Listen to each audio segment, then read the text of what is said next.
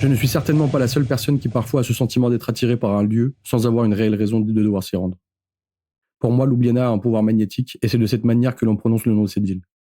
La lettre J remplace la lettre Y, comme la lettre V remplace la lettre B dans la langue du pays où l'on mange des pinchos. Environ 7200 secondes me séparent de cette ville, c'est le trajet le plus court que j'effectue depuis le début de mon voyage. Il n'est cependant pas de tout repos. Shigeru Miyamoto a dû s'inspirer des routes slovènes pour certaines de ses créations, tant les courbes sont imprévisibles. Il est nullement possible de savoir ce qui suit ce sommet ou encore ce virage. Le paysage est vallonné, coloré d'un spectre de mélange de jaune et de bleu qui déteigne sur mon humeur. Je ne suis visiblement pas le seul à apprécier le moment, 2 plaques françaises me devancent en formant un Y avec l'union de leur corps et leur machine à combustion. Je ne peux pas m'empêcher de penser qu'ils sont fous. De nombreuses secondes plus tard, je me retrouve dans une capsule au Fusilog Hostel. Sur la terrasse de l'auberge, je fais la connaissance d'un Allemand. Il est en voyage avec son ami et vient fraîchement de débarquer à Ljubljana. Durant la préparation douteuse de mon voyage, j'avais placé un point sur le Club 12. Le Club 12, c'est un bar encore plus douteux que la préparation de mon voyage. Avec la note de 3,8 sur 5 qui découle des 34 avis Google et ses horaires d'ouverture et de fermeture que l'on ne pourrait joindre sans l'aide d'un colis en provenance de Colombie, le Club 12 a su me charmer. Et c'est là que j'ai proposé aux 2 Allemands d'aller plus tard dans la soirée. Ljubljana, c'est tout petit, mais c'est aussi cher que Paris. Le centre-ville grouille de locaux et de touristes qui vraisemblablement ne sont pas là pour se mélanger. En mettant un pied en dehors de ce cercle, je fais un pas en Ovalie. Dans la vie, j'ai des facilités qui me permettent parfois de cueillir de la sympathie, parfois de bénéficier d'offrandes. Et parfois, les deux en même temps. Hello, how are you? Good, and you? Alright, thanks. Somebody told me that the first glass is free for women. Is it true? Who told you that? The boss. Ha ha ha. Are there any rugbymen by here? Yes, go outside. They are all rugby men. 90 degrés plus tard se tient un loup devant moi. Son visage sépare ses cheveux et sa barbe qui oscillent de part et d'autre de son corps. Environ 1m80 pour 90 kg. Un beau bébé dont la voix et l'apparence sont marquées par la vie et son aura par la sympathie.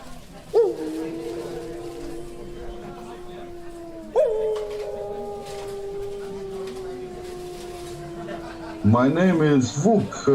Nice to meet you. I love your beard. Hi, I'm Berkay. Nice to meet you too. Les premiers échanges avec vous restent flous dans ma mémoire. L'instant qui suit notre rencontre, je sors sur la terrasse pour rejoindre les rugbymen. Good evening, gentlemen. Somebody told me that there are rugbymen here. Who play? 5 verres ont décollé de la table. Le sport est un langage universel capable de tisser des liens entre de parfaits inconnus. Pas besoin de savoir comment je m'appelle. Le ballon ovale en pendentif autour de mon cou fait son travail. On trinque en comparant les différences culturelles rugbystiques entre la France et la Slovénie. C'est drôle, ils ne connaissent pas la biscotte et préfèrent les Zwieback. Il est temps pour moi de rejoindre des Allemands. Je dis au revoir aux gentlemen et souhaite une bonne soirée à vous et ses amis avant de partir. My friend, I'm leaving. Have a nice evening. Thank you. Where are you going tonight? I plan to go to Club 12. Be careful, brother. Brother, there is a lot of people who take dangerous things. You know, if you are looking for me, you can always find me here. Finalement, pas de Club 12. Je l'ai rejoint à Metalkova. C'est un centre social et culturel autonome. Après 1 ou 2 verres, nous décidons de rentrer à l'auberge pour finir le rhum que je trimballe dans mon top case depuis quelques jours. Dans l'ascenseur, nous tombons nez à nez avec 2 Italiennes qui décident de se joindre à nous. Honnêtement, je n'ai aucune intention de les draguer. Mais je te mentirais si je te disais que leur présence est désagréable. Notre table fait office d'escale. Les gens s'arrêtent plus ou moins longtemps avant d'aller se coucher. La bouteille se vide à vitesse grand B, vitesse de Berkay. Mon taux d'alcoolémie est en corrélation avec mon niveau d'anglais. Quand je bois trop, on dirait un Irlandais qui parle. Même moi, je ne comprends pas ce que je dis. Je pense qu'il est temps pour moi de décoller. Je prends le dernier vol à destination de mon lit. Putain, j'aurais dû aller au Club 12.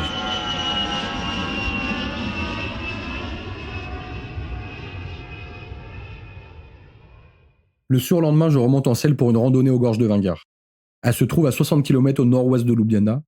Une plateforme en bois y a été construite pour pouvoir circuler le long de la rivière Radovna, où la baignade est malheureusement interdite. C'est dommage, c'est totalement le genre d'endroit où j'aurais aimé tremper. En France, j'ai un ami qui m'a appris à entrer en communication avec les spermaphites. En sortant des sentiers battus, je m'approche doucement de l'un d'entre eux, jusqu'à laisser une trentaine de centimètres de distance. Je m'enracine au sol en fléchissant légèrement les jambes et en gardant le dos bien droit. Gainé, j'écarte les bras et ferme les yeux.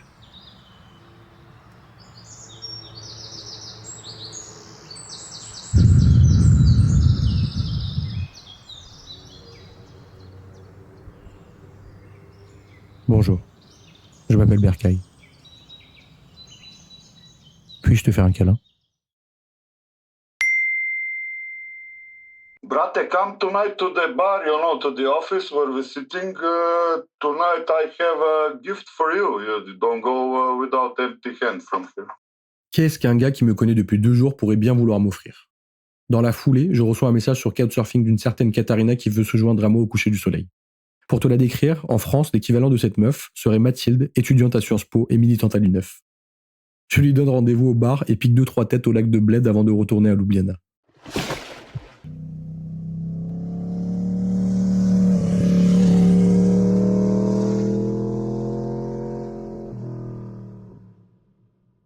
J'ai mis ma plus belle chemise à fleurs pour l'occasion et ça n'empêche pas Vuk de se foutre de ma gueule. Katharina nous rejoint peu après. Notre table est entourée de lascars en tout genre. Il y a 2 loups, un pirate, le sosie de l'acteur Edelms et une militante de l'UNEF. Pendant qu'on fait travailler le barman, Vuk me tend mon cadeau. Je déplie le t-shirt qui se trouve dans le sac et je lis « Mashallah » écrit avec la typographie de la marque Marshall sur toute la largeur du torse. C'est à ce moment-là qu'on est devenu braté avec ce narvalo. Au cours de la soirée, le feeling passe plutôt bien avec Katharina. Vuk apprend que je compte reprendre la route le lendemain et me dit « No, brate, you should stay one more night. Where are you going? What, you biker Turkey? The day after tomorrow is my birthday and I'm mixing at Metelkova. I play music there with my, they pay me money. I can host you. No problem. You can, never mind. » Je crois bien que les planètes sont alignées. Le loup vient de m'offrir un cadeau de ouf. Il m'invite à une soirée pour son anniversaire et me propose de m'héberger. Est-ce que quelqu'un peut me dire ce que j'ai fait pour mériter tout ça? Étant donné que je n'ai rien de prévu pour mon voyage, si ce n'est que le 28 août, je dois être à Plovdiv en Bulgarie pour le Wrongfest, j'accepte l'invitation à la soirée et propose à Katharina de se joindre à nous. J'ai décidé de faire ce voyage seul, mais j'ai tout de même pris un 2e casque avec moi. Qui sait? Je pourrais peut-être rencontrer la femme de ma vie sur le chemin. Elle pourrait être italienne, serbe, ou encore croate. Ouais, je sais, j'ai tendance à romancer, j'ai regardé beaucoup trop de films dans ma vie. Revenons à nos casques. Le dernier jour, je propose à Katharina d'embarquer derrière moi pour passer la journée au lac de Bled avant d'aller à Metalkova. Elle accepte sans trop hésiter. Elle est courageuse. Personnellement, en tant que motard, je ne monte derrière personne. Alors de là à être une femme dans un pays étranger et accepter de faire la route derrière quelqu'un que je connais à peine depuis 24 heures. Chapeau madame. Le soir, avant de rejoindre Vuk, je chope une bouteille de Chivas pour lui en faire cadeau. Sa copine, un pote à elle qui s'appelle Nenad et Katharina sont de la partie. Avant d'être un centre socio-culturel, Metalkova c'était le quartier général slovène de l'armée populaire yougoslave.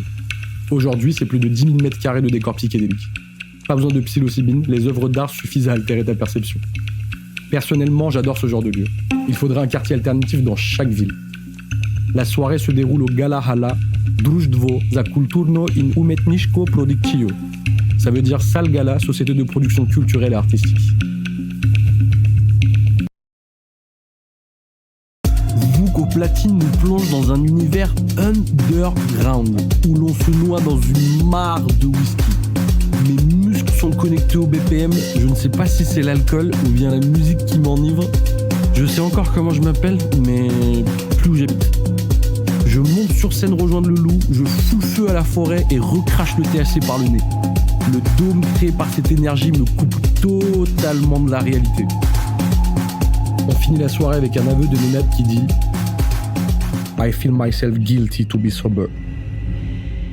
Je dis au revoir à tout le monde et en particulier au loup. Vuk, en serbe, ça signifie loup. Je voudrais lui placer un grand merci. Hvala ti, brate. I'm gonna miss you so much. Au réveil, c'est la catastrophe. J'ai plus de substance que de sommeil dans le corps. Je déjeune avec Katharina et retourne user du pneu jusqu'à Zagreb où je compte passer la nuit. Ça va pas être facile, hein.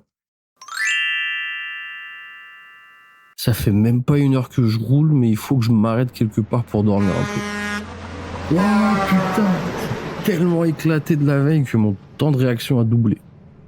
Ce banc en milieu de nulle part fera l'affaire. J'ai juste besoin de fermer les yeux un peu. C'est décidé. Je prendrai plus la route le lendemain de début.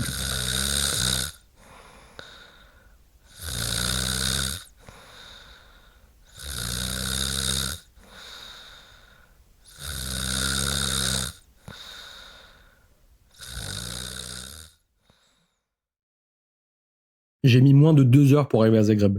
Étant donné qu'il est tôt, j'envoie quelques messages sur une application de rencontre pour ne pas passer la soirée seule. Une meuf qui s'appelle Nika répond positivement. Elle ne me pose pas de questions et me donne rendez-vous dans un bar. Honnêtement, j'ai beau être un petit morceau, sur le coup je trouve ça louche. Je suis dans la capitale d'un pays que je ne connais pas, je viens d'envoyer un message à une meuf que je ne connais pas, et elle répond positivement sans chercher à en savoir plus. Tout ça sur une appli de rencontre. On n'est pas sur Couchsurfing là. J'ai grandi en Seine-Saint-Denis, frérot. J'ai entendu trop d'histoires de mecs qui se sont fait soulever pour une raison X ou Y avec comme appât une meuf. Bon, avant de commencer à trop psychoter, je check la localisation du bar. Ça va, c'est au centre-ville et pas dans une ruelle sombre et cruelle. Le soir, je la rejoins au bar. Elle est accompagnée de 2 potes mecs. Du coup, ceci explique cela. On vide le stock de rakia au bar, Nika me propose de rester un jour de plus, elle tient à me faire visiter la ville avant mon départ pour Banja Luka. C'est si gentiment proposé que je ne me vois pas refuser, puis quoi de mieux que de visiter une ville avec une locale. Voilà, Nika, on va glasbaye za vas.